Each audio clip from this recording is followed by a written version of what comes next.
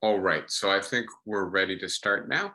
And I'm going to do two things at the same time, proceed along two tracks that I think are actually complementary and we can weave together in today's class. And I want to, on the one hand, continue the lecture series we've been in the middle of for a while. We took a little bit of a break last week to think about the coming year and the year that's just passed. There's another anniversary that passed a couple days ago, and that, of course, is the anniversary of the attacks on Congress of January 6, 2021. And I do want to spend a little bit of time talking about that as well today. And so I'm going to bring these themes together, as you can see with the subtitle, by asking a year after the insurrection. And I'm going to try to support the idea today that insurrection, that invasion of Congress, is best viewed as in the service of an attempted coup by the then president of the United States. Is it possible for America to come together again? Or are we so fractured that at this point it is simply an irreparable division? And I think the anniversary of January 6th gives us an opportunity to talk about that. So let's start with the anniversary. And I will start by explaining to you why I'm not just referring to this as an insurrection, but as an attempted coup. And this has to do with the evidence that is emerging from multiple sources.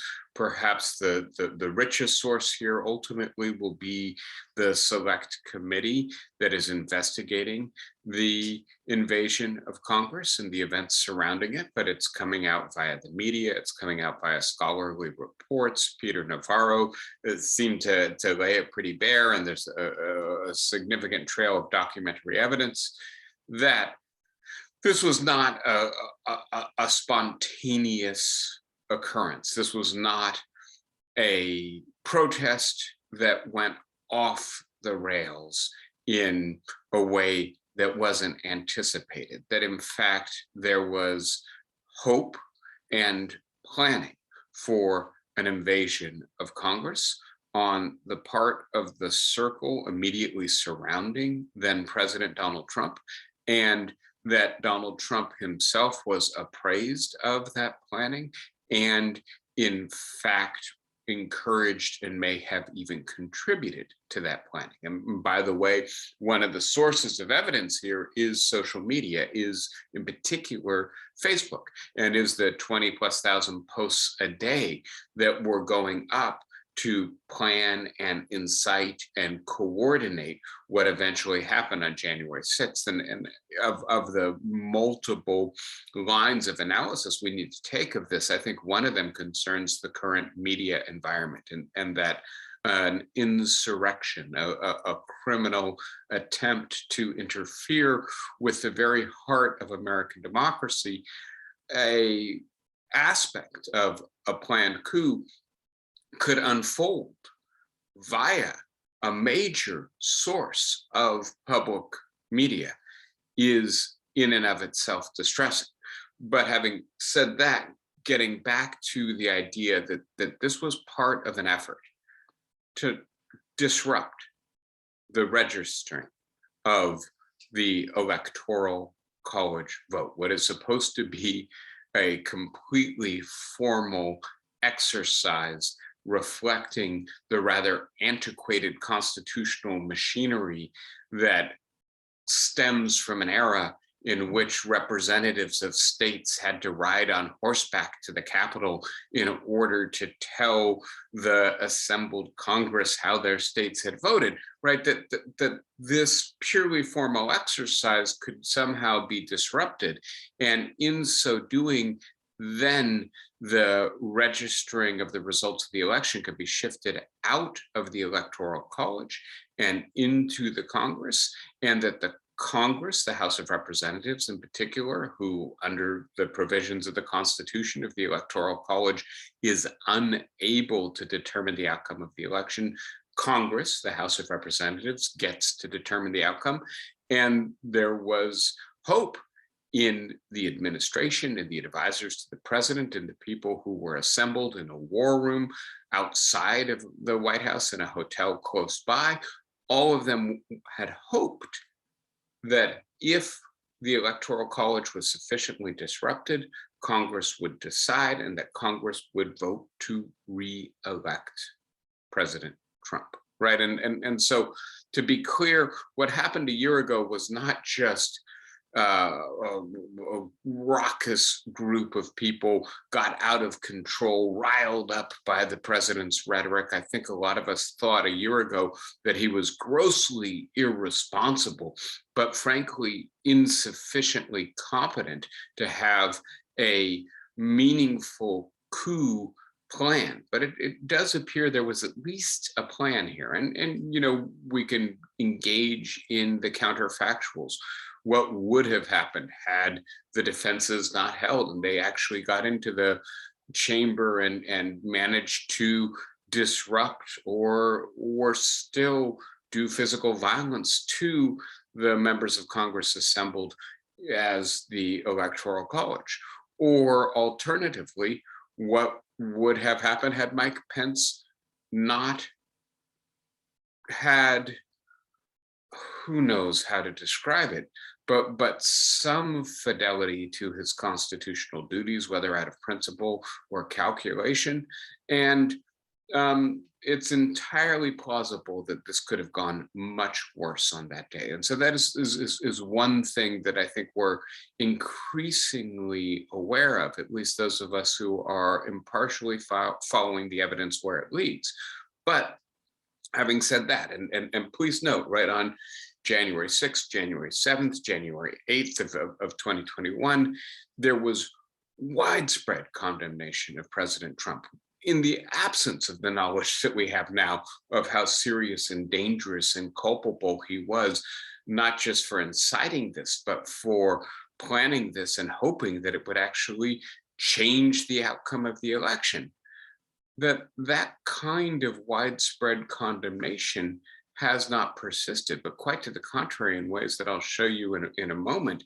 He has, in fact, consolidated his hold on the Republican Party in the intervening year. And please note what a discrepancy, what a departure from the norm in American democracy this is, that typically an incumbent president who loses, and it doesn't happen very often that an incumbent president loses, but we've seen it twice in recent history with Jimmy Carter and George H.W. Bush, is essentially retired from politics by their party if they don't decide to remove themselves. That in a sense, this is an indication that their brand of politics did not succeed and that the party has to do a rethink, find new leadership, new strategies, and move on.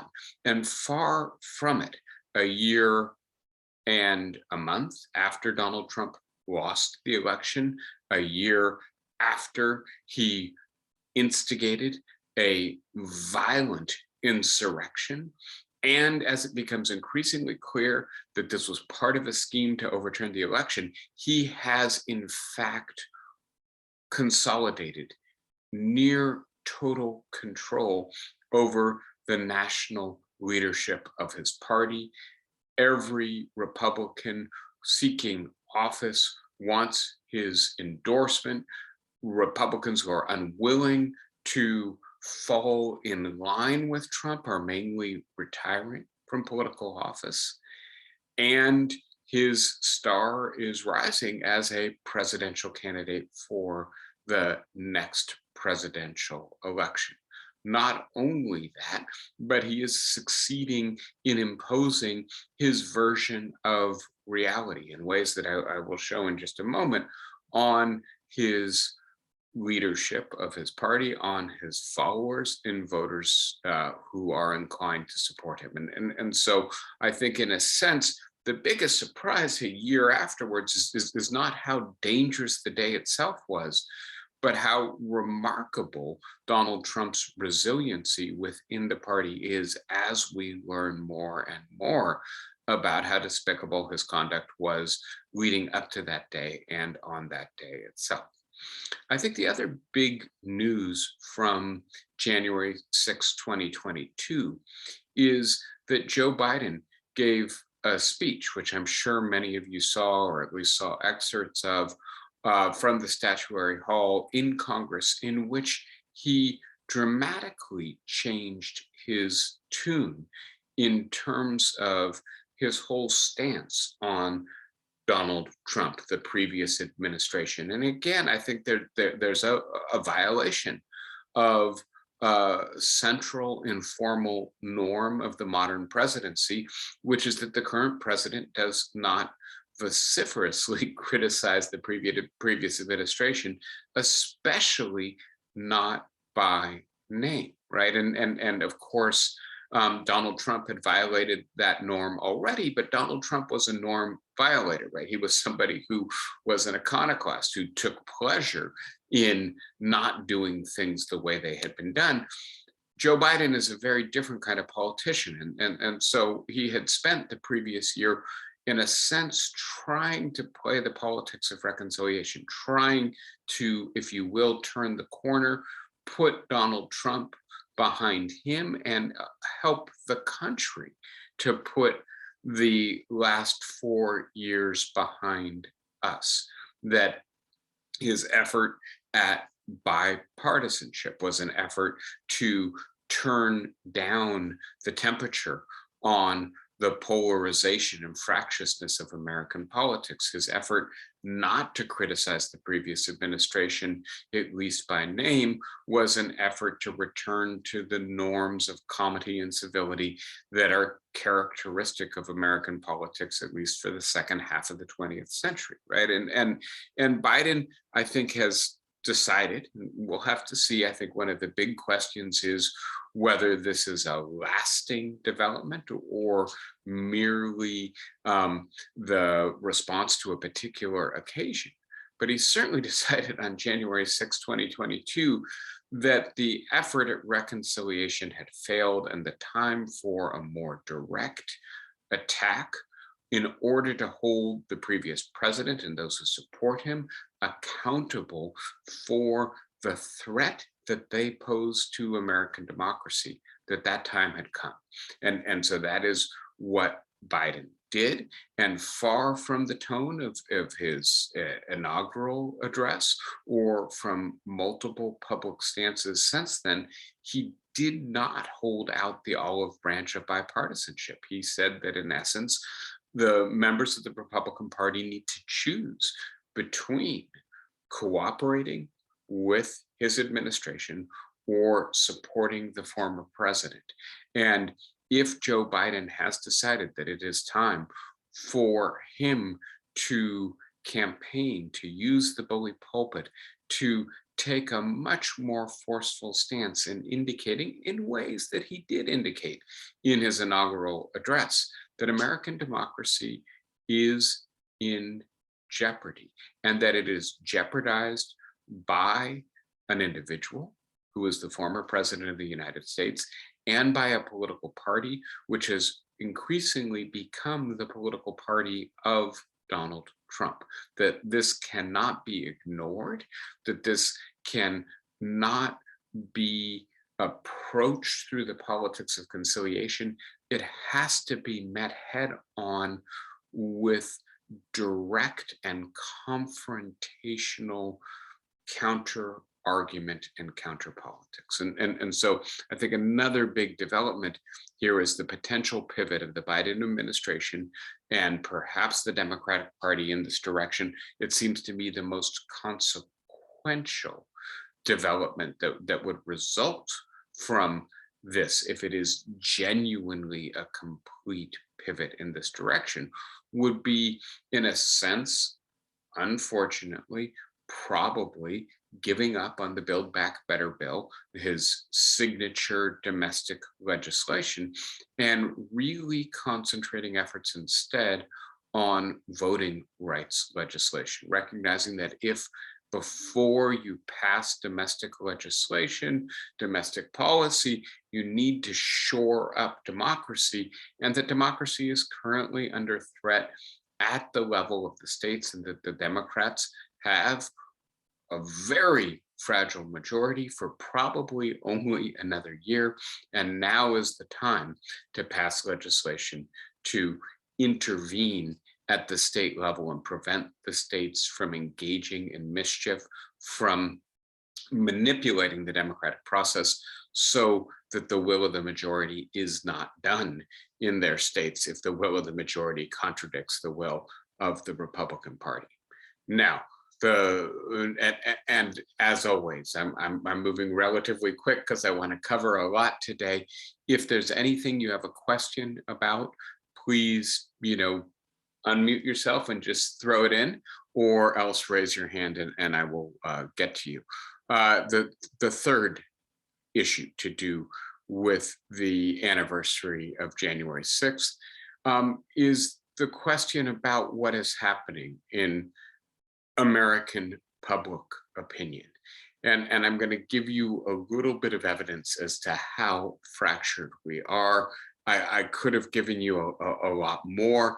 I'm just going to a Washington Post poll that was published a couple of days ago to show you some of what's going on here. And so the first thing to notice is that far from universal condemnation of what happened on January 6th, there is substantial support for the use of political violence in our historical moment. And please note that that support has remained stable over the last 9 months when politicians, pollsters really started noticing this all the way back in January of 2020, when Larry Bartels conducted some surveys on this.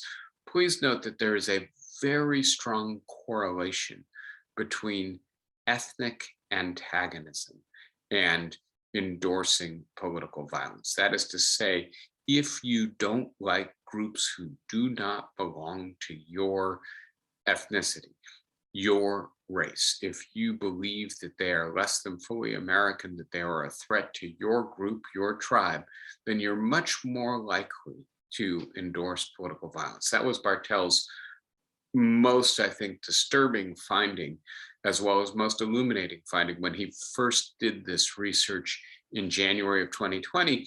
Here we are in December of 2021, finding that fully a third of Americans say that violent action against the government is sometimes justified. And please note, we're talking, I think, really about what happened on January 6th, not about an uprising against a genocidal regime or something like that. The fact that a quarter of Democrats answered yes to this, I think would be deeply disturbing were it not for the fact that it's overshadowed by the number of Republicans as well as the number of independents. And it's nearly 2-to-1 ratio, Republicans and independents endorsing violence as opposed to Democrats. And I think particularly disturbing is the number of independents who seem to be willing to at least entertain the idea that what happened on January 6th was justified as opposed to deplorable. The next thing to see is that there's a really sharp divide on whether or not Trump bears responsibility and blame for what happened on January 6th. So the American people as a whole, less than 2/3 hold him responsible, and around 40% say that he has either no or limited responsibility. 92% of Democrats hold him accountable. 57% of independents do, but only 27% of Republicans do, and 72% are saying that he bears some, but not a great deal or a good amount of the responsibility, or no responsibility at all. And please note that on January 6th, a couple of Republicans gave a press interview in which they said that it was federal agents who actually were behind the attack on January 6th. Other Republicans have said that this was completely peaceful. This was a tourist excursion. Other Republicans have said that this was the action of left-wing Antifa provocateurs who pretended to be Trump supporters. And so there's a great deal of disinformation circulating, and it appears that it is taking hold, at least among a large percentage of Republicans. Again, looking at how fractured public opinion is, were the people who entered the Capitol mostly violent? And please note that 5 people died, that police officers were trampled, nooses were brought to the event, as well as weapons. You know, again, I think if you follow the evidence, the answer to this question is quite clear. And of course, just gaining entrance to the Capitol meant overturning barricades, breaking windows and doors, etc. Right? And so who says it was violent? Roughly half of us, mostly peaceful, about 20% of us, equally peaceful and violent. It's a peculiar thing to say, about a third of this, right? Among Democrats, it's up to 3/4 who think it was mostly violent. Among independents, it's a little bit more than 50%, but among Republicans, it's down at around a quarter.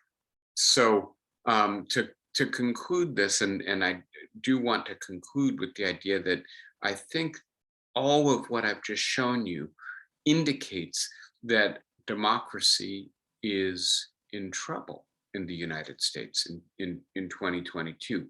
There are certainly growing signs of lack of health, lack of commitment, and this is then being seen by voters, right? And so in states that are mostly controlled by Republicans, and again, this is not a partisan survey here, this is asking all voters, do you have confidence that the state officials will accept the results of an election if their party loses? And in states controlled by Republicans, it's actually only a minority who are confident that the outcome of the election will be respected. In states controlled by Democrats, it's about 2/3. And again, this speaks to the idea that there's a dramatic erosion of support for democracy on the part of a particular one of our 2 major political parties.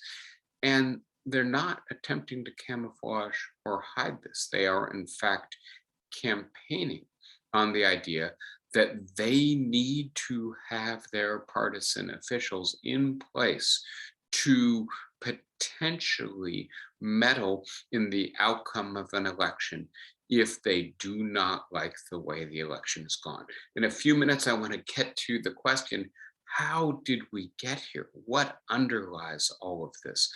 But I think to just give a brief description, this is the politics of existential threat, right? That the other party is not just pursuing an alternative agenda, doesn't just have an alternative policy platform that you may think is deeply mistaken and potentially disastrous for the country, but they are fundamentally unlike you. And if they come to power, they will not respect your interests or your rights. And so you have to do everything in your power to prevent them from gaining political power. And if that involves weakening or abandoning your commitment to democracy, so be it, right? And so our public opinion is fractured. This is dangerous to the health of our democracy. And two more specific points on this. One of them concerns, there's a growing political science literature on this, the idea of self-reinforcing anti-democratic dynamics within a political party to begin with. And I want to be as clear as possible about this. This occurs primarily, I think, originally at the elite level, especially if we look at what's happening in the Republican Party right now. We have a class of donors, people who fund the Republican Party, who are committed to the idea of prevailing on their policy agenda and believe they cannot prevail if Democrats come to power, and that Democrats probably will come to power if the principle of majority rule is respected in national politics. Please note that since 1988, since George H.W. Bush won in 1988, the Republicans have won the popular vote in the presidential contest exactly once, right? That's 2004. And George W. Bush, right, the son of the previous Republican president who won a majority popular vote, won the majority popular vote as an incumbent, having won the presidency despite having lost the popular vote in 2000 and a fair bit of shenanigans in Florida and the Supreme Court, right? And so there seems to be some evidence on the ground to support the view of the Republican donor class that the support for democracy is deeply adverse to their interests. Support for majority rule in presidential campaigns. And so they are funding candidates who are committed to subverting democratic institutions in order to secure their party's rule despite minority support, right? And so once that becomes clear, once it becomes clear that if you want to have the funding of those who are most powerful within your party, you have to toe that line, then candidates start towing that line. Once the leadership of the party, in this case Donald Trump, also toes that line, a self-reinforcing dynamic takes hold, and then more and more voters start demanding politicians who also toe that line, and you have that self-reinforcing dynamic in which it may be very hard at this point for the Republican Party to reverse course. And I don't want to say it's impossible.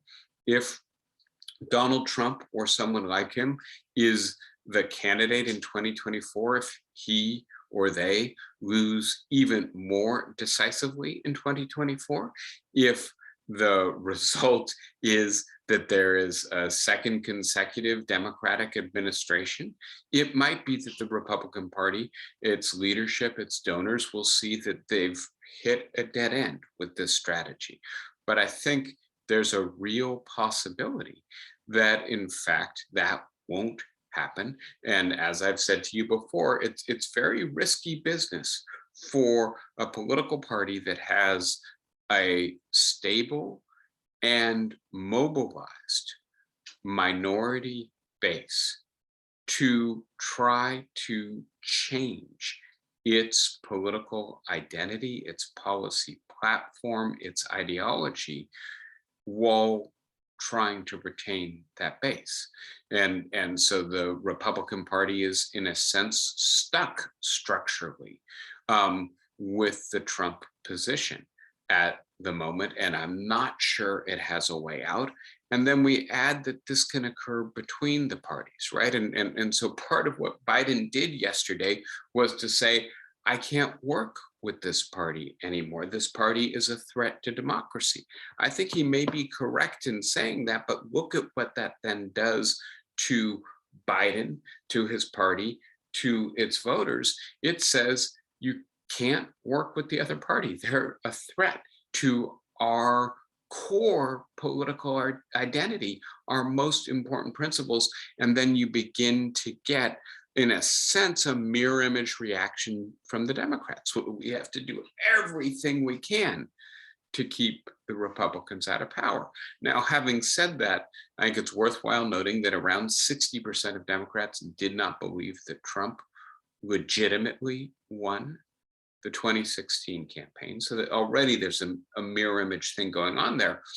Their reasons for believing that, I think, require further exploration.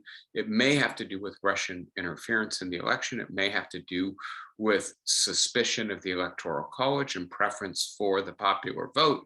But having said all of that, the Democrats did not invade Congress. They did not cook up a plan to try to subvert the constitutional procedure that we use to determine the outcome of our elections. That constitutional procedure in a better world would be amended. But having said that, we're stuck with it. And so if we respect the Constitution, the rule of law, and the structure that it gives to our political process, also then respect the outcomes. And so at this point, the anti-democratic dynamic is still asymmetrical. It's located primarily in the Republican Party, but it is becoming self-reinforcing and becoming more and more difficult for the Republicans to escape. And that's reflected in the fact that all those people, right, whether we're talking about Mitch McConnell or Lindsey Graham, who were so critical of Donald Trump on the 6th, 7th, 8th of January in 2021, seem to have fallen in line with him again. The second risk to American democracy here comes from polarization. And I think this is so obvious. And obviously, I've given you multiple lectures on this topic before. I don't need to go into it in detail. But our system of government was a system of government that was not built for parties at all, right? That is to say, the founders hoped that we would not have political parties, and designed, in particular, Congress on the assumption that people would work together to get things done when it was important that things actually progress legislatively. And for various reasons, Adams and Jefferson initiated the party system, because it turns out it's very hard to get anything done without a political party in a modern democracy. But having said that, we have only really had legislative progress in the United States when the parties have been able to work together, when the parties have been broad-based, cross-cutting coalitions, where there have been members of both parties that support the same legislative agenda, and in the kind of totalized competition between the two parties, in which they represent competing identities, incompatible visions of the future of American democracy, it is going to be very hard to get anything done. And I quoted Jefferson to you a couple of weeks ago, who in a letter cautioned against building bold initiatives on the basis of slender majorities. And I think, in a sense, Joe Biden is guilty of violating Jefferson's maxim, and that he did it precisely in the somewhat desperate hope that with the very slender, 50-50, it's not even a majority, but because, we've got the vice president on the Democratic side, it gets the Democrats to 51, the slenderest of all possible majorities. He tried to pass an incredibly ambitious domestic agenda. Why did he do that? I think it's because he needed to be able to demonstrate to the Trump supporters, to the Republican base, to white working class voters, white voters without a college education, who have been, for the most part, left out of American wealth creation for the last 50 years, who have seen their economic security vanish and be replaced with deep precariousness, that the Democratic Party actually is not neglecting them. That even though it is a multiracial coalition party, it will work for the interests of the white working class, even though it is based in the coasts and primarily funded and supported by people who are college educated. It is also paying attention to the interests of the Republican base. And so Biden, in a sense, was caught between a rock and a hard place. If he was going to get anything done, he needs to get it done now. If he was going to get something done, it needed to be relatively ambitious to break the cycle that has Republican voters thinking that only the Republican Party will protect its interests. He tried, he failed. I don't know if Joe Manchin will come around to supporting any bit of the Build Back Better legislation. I'm not optimistic, but it's still possible. But I think the salient point to take away is, with our parties as polarized as they are, with our public opinion as fractured as it is, we're entering an era in which it's going to be very hard to legislate. And I do think that the Democratic Party is likely to pivot away from Build Back Better and to voting rights legislation in 2022 for some pretty good reasons. But in a sense, doing that admits defeat on a domestic agenda that might be the best prospects for long-term success in forcing the Republican Party to, if you'll excuse my rather partisan perspective, come to its senses. So, last issue to cover in terms of the 1 year since the January 6th resurrection commemoration. And that is to note that the select committee investigating the insurrection is moving ahead. It will have public testimony soon. It has already investigated, apparently, I should say, interviewed 300 witnesses, collected thousands of documents. And it does appear, as I've already said, that there was a fairly clear plan to use the insurrection as an excuse for overturning the results of the election, for trying to disrupt the operation of the Electoral College to a sufficient degree that it would then no longer be capable of simply certifying what had happened on election day, which is that Joe Biden had carried the majority of the popular and the Electoral College vote. And so as it becomes clearer, and I believe the evidence is pointing very directly to the fact that Donald Trump was involved directly in planning efforts to disrupt the election, that or the Electoral College, to try to maintain power, to try to secure a second term, that he recognized the threat that the crowd invading the Congress represented, but nevertheless chose not to intervene. And so will this be revealed in a way that is sufficiently clear and compelling to convince some of those Americans who, right, I showed you the diagram, think this was justified, or think that Trump is not that responsible, or think that it wasn't that violent or dangerous, right? To convince them to change their minds.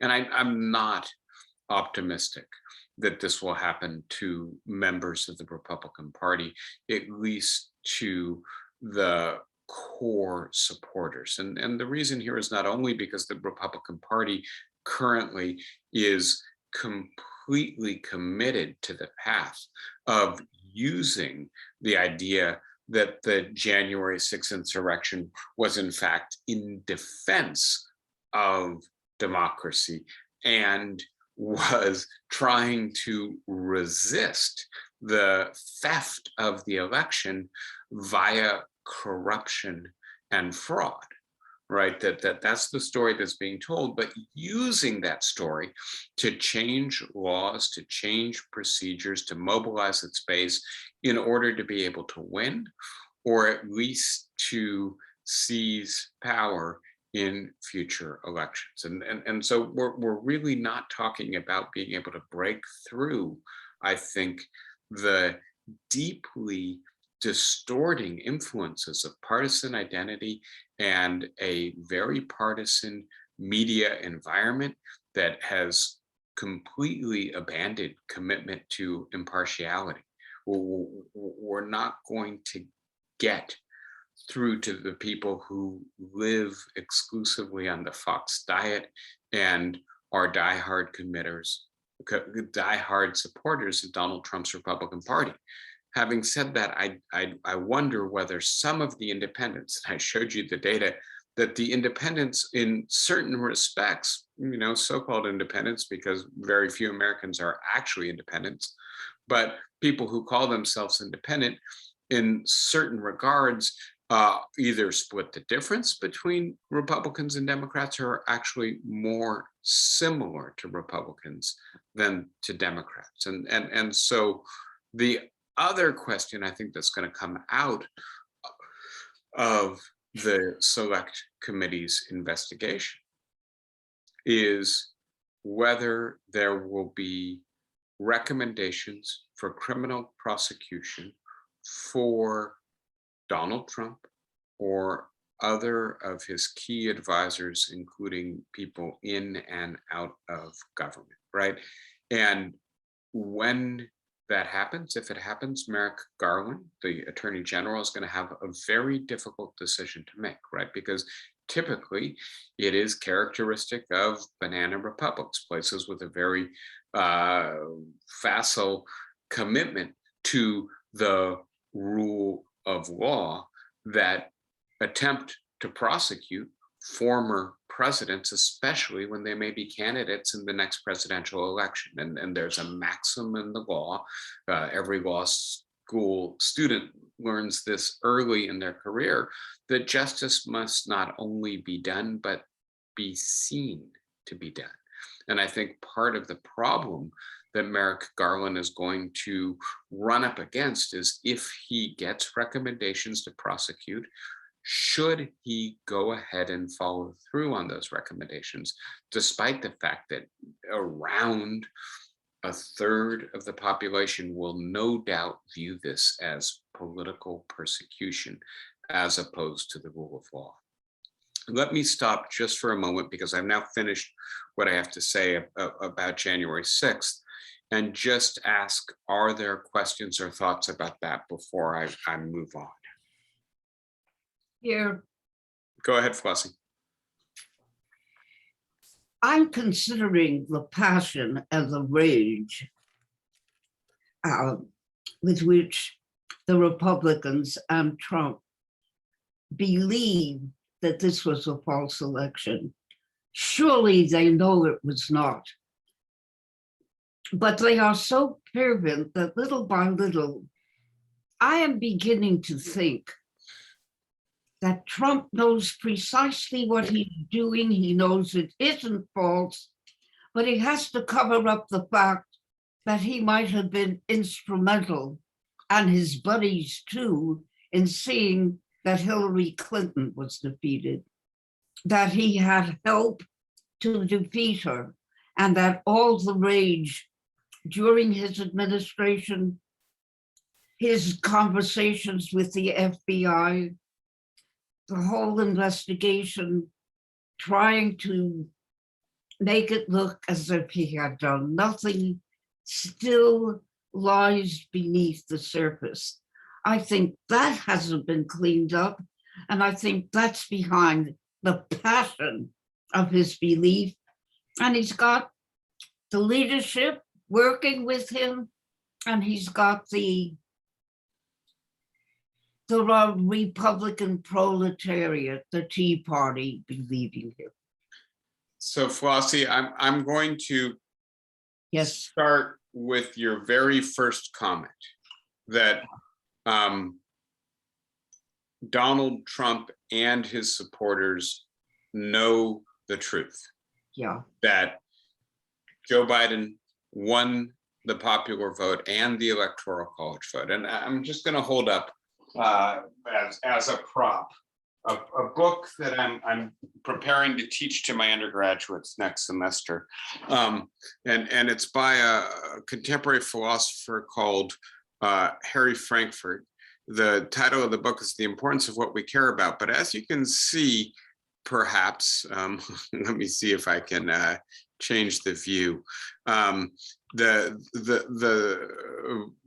publishers decided to put in big bold letters featuring the best-selling essay on bullshit. And Harry Frankfurt wrote that essay in the, I think, early 1990s. And he pointed out that there's a distinction between a liar and a bullshitter. And he did this with analytic philosophical precision, where a liar is sufficiently committed to the truth that they need to appear to be telling the truth, right? And they recognize that the truth is normative for the people that they are trying to deceive. And if the people that they are trying to deceive recognize the intent, then the effort to deceive them will fail, right? Whereas a bullshitter doesn't care, right? They're using different standards to evaluate the statement. It's not that it's true or it appears to be true. Yeah. It's that it does something else. It plays some other function. And I think Donald Trump is a bullshitter par excellence, right? That he is someone who recognizes that people don't care whether what he says is true or false. Yeah. They care that he embodies a way of being, a style, a form of empowerment that they long for and that they want to support. And that in a sense, the fact that he is able to bend reality to fit his will, to fit his interests, his needs, his fragile egoism is appealing to them, right? And so I think we have to be careful to think that people recognize that Donald Trump is lying and then nevertheless support him. I also think we have to remember that people who watch Fox News watch almost only Fox News, right? And so if your political party, if your news media, and if the people who surround you all say the same thing, can you construct a stable, false view of reality? And so I think you're assuming, well, shoot, they had to have seen what CNN or PBS or the New York Times has to say about this, and so they must know it's wrong. And I'm just not sure that that's the case. So I think in a sense, maybe you're making this more complicated than needs be. Wilma, you have your hand up. Go ahead, but you will have to unmute yourself. And while you do that, I'm going to plug in so my computer doesn't crash. Okay. A couple of points. One is it is no longer accurate to refer to the Republican Party as if it were one thing. It is not one thing. You have the traditional Republicans and you have the Trumpers. So I think we have to make that distinction very clearly. So that's one thing. The other thing is that if you want to know what's going on, you have to understand how the Nazi Party came to power and how totalitarianism takes root. And it's propaganda. And we're seeing that played out right now. And someone I spoke to this morning reminded me that George Goebbels, who was the head of Propaganda minister. Yeah, that he used what was going on. He used Jim Crow in the United States as a model for what he wanted the Nazis to do. So just keep all of that in mind. But I heard a webinar the other night, and I urge you all to try to get this on the Lincoln Project. The Lincoln Project were the Republican members of the Republican Party who I'd call them moderate Republicans. And they've lost, they see that they've lost control of the party. They have no power in the party. But what they're doing now is reaching out to have a coalition, collaborate with Democrats. And this, to me, is our hope for moving forward politically in the short, at least in the short term. There are others, because there is no issue except one. The issue in this next election is, can we save our democracy? If you want to talk about policy, it's no time to talk about policy. Policy discussions now are like rearranging the deck chairs on the Titanic. If we can't save our democracy, there's no point in talking about policy at all. So I urge you all to look up the Lincoln Project and see if you can get there a webinar called Town Hall. So it's a Lincoln Project Town Hall. If you can't get that, just try to find out what they're doing. There may be other groups that are also looking to save our democracy now. I'm sure they're not the only ones. But they were trying to at least have a bipartisan approach. I mean, Biden should be on board because that is his heart and soul. It can hold. If you talk, they'll be reasonable. We can come together. But the only people you can come together with are the Liz Cheney Republicans or the these others. So I urge you, please look up Lincoln Project. Thank you, Wilma. And Wilma emailed me about this a couple of days ago. I have not had a chance to look at the podcast she sent me. I've been grading and getting things ready for the next semester at Sarah Lawrence, but I am going to look at it soon. I know some of the people involved in the project, and I heard one of them, Michael Steele, who's the former head of the Republican Party, an African-American Republican, interviewed the other day. And among the things the interviewer asked him is, why are you still a Republican? And he said in response, because this is the party of Lincoln, because this is the grand old party, because this is one of the central institutions of American democracy. It's worth fighting for. And I think I've said this to you, I think as clearly as I can in the past, America needs a sane Republican or conservative party. Yes. It needs a 21st century conservative party. But having said that, and again, I think in many respects, Donald Trump does not represent an ideological conservative per se, right? No. He represents much more a kind of tribal white nationalism. And unfortunately, that has proven to be the best strategy that the Republican Party has right now for winning elections. And I've shown you this before. I'll show it to you very quickly. There were a couple more things I was going to show you today, and let me conclude with just a little bit more information here. the first thing I want to show you, and this is review. You've seen this before nauseum from me, right? Is that the Republican Party is 90% white in its support, and that the growing demographic that is supporting the Republican Party is white Americans without a four-year college degree, right?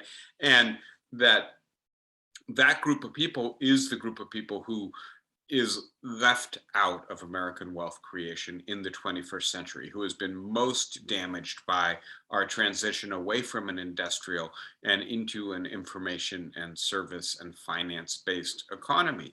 And these people are looking for some assurance that the next 50 years will be less bad for them than the last 50 years.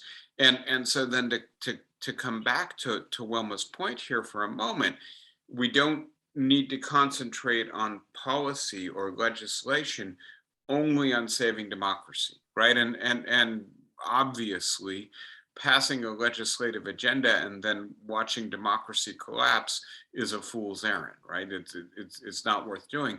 But I think we have a chicken and egg problem here, which is unless the legislation is passed, and let me be specifics, aspects of the Build Back Better bill, which would shore up the economic security, economic opportunity for those who have been left out over the last 50 years, especially, and here, right, there's a racial dimension to it, white working class people, right, who expected that they would be economically secure, that they would have upward economic mobility, and whose expectations have been shattered, and who are angry and anxious and aggrieved. And so if you are managed to pass policy that helps them, then you begin to perhaps break them out of the distorted view they're in. The other thing I wanted to share with you is this diagram, which shows you that a substantial portion of Americans believe that they are no longer at home, but instead strangers in their own country. That the percentage of Americans who feel that the way of life and culture in the United States has declined is much higher among Republicans than it is among Democrats. That these ideas, especially the idea of supporting force and not trusting American elections, are strongly correlated with ethnic antagonism, with disliking racial others, and that a substantial portion of the people who support political violence also believe that African Americans or Hispanics will eventually have more rights than whites, right? And so finding a way to convince these people that a multiracial coalition, which is what the Democratic Party is right now, is not coming to take their guns, is not indifferent to their well-being, doesn't laugh at them and disdain them and consider them to be deplorable and beyond any kind of sympathy, that is going to be essential too. And you don't do that purely by supporting democracy or passing voting rights legislation. You also do it by passing legislation that caters to their interests, that actually shores up their economic standing, that gets them out of debt and lets them keep their housing and afford their healthcare bills, et cetera. And so it's all of this to say, it's part of the reason I'm so concerned about the health of our democracy is that once it begins to break down, it becomes very hard to repair. I thought I saw Bob with his hand up earlier. Did you take it down, Bob, or did I mistake that? Yeah, I took it down. Okay, do you want to share your comment, or is it? Oh, no, in light of these discussions, my comments are trivial. I don't believe it, but if you don't want to offer it, that's fine. It's looking like we have managed to use the entire hour just on the first topic. Surprise, surprise. Does anybody have anything they want to say by way of a last question, last comment, last idea? I do want to underline Wilma's idea of going and finding that Lincoln Project video town hall from, I think it's January 5th. So it's designed to coincide with the January 6th anniversary. It's easy to find if you just Google Lincoln Project Town Hall. Wilma, go ahead. Yeah, I was very concerned. I've been a lifelong Democrat, and here I am looking into a Republican organization. But it was reinforced. The panel consisted of 3 white men, 2 Republicans, 1 Democrat, and a Black woman who is a member, has a good position. She's a communications director for the Lincoln Project. So if I didn't think this project could have any appeal towards, I wouldn't have been able to recommend it to you. I think you have the wrong number. Okay. Okay. And I'll just point out to you, apropos of that comment, Ezra Klein, in his very good book on polarization that we looked at together, I guess, last summer, suggests that, among other things, is it Ezra Klein? You know what? Now I'm confused. I think actually it wasn't Ezra Klein. I think it's Michael Tomasky. I'm sorry, I'm looking around at my books as if they're going to tell me which one it was who said it. I think it's Michael Tomasky who says, what we really need is billionaires to start funding moderate Republicans, right? And you know, that might be another path here. And I guess the question is, how much does money determine electoral outcomes, right? And at the level of the primaries right now, it's very hard for somebody who is not lockstep with Donald Trump to win the nomination of the Republican Party, especially for national office. All right, anybody else? Thank you very much. Good to be with you.